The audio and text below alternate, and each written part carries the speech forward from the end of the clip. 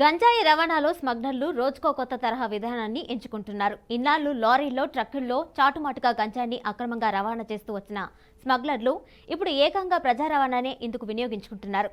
ఇలాంటి ఘటనలు ఇటీవల కాలంలో ఎక్కువయ్యాయి. తాజాగా విశాఖపట్నం జిల్లా పెందుర్తిలో పల్లె వెలుగు బస్సులో గంజాయి తరలిస్తూ ఉండగా పోలీసులు స్వాధీనం చేసుకున్నారు.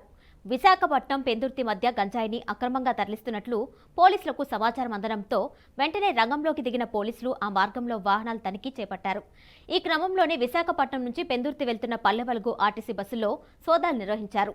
ఈ తనిఖీల్లో ప్రయాణికుల తరహాలో గంజాయిని అక్రమంగా తరలిస్తున్న వైనం వెలుగు చూసింది. ముగ్గురు యువకులు డబ్బాలతో గంజాయిని ఉంచి పాసింజర్ల మాదిరిగా బస్సులో అక్రమంగా తరలిస్తున్నట్లు పోలీసులు గుర్తించారు.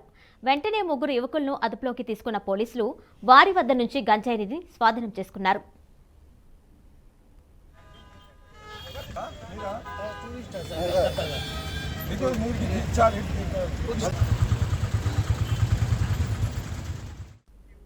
మరోవైపు బస్సుల్లో సైతం గంజాయి అక్రమ రవాణా జరుగుతున్న నేపథ్యంలో ఇక నుంచి ఏజెన్సీ వైపు నుంచి వచ్చే ప్రతి వాహనాన్ని క్షుణ్ణంగా పరిశీలిస్తామని పోలీసులు చెబుతున్నారు.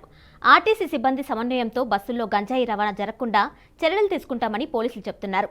అలాగే గంజాయి సరఫరాకు సంబంధించి ఎలాంటి అనుమానం ఉన్నా సమాచారం ఇవ్వాలని కోరుతున్నారు. टूरिस्ट है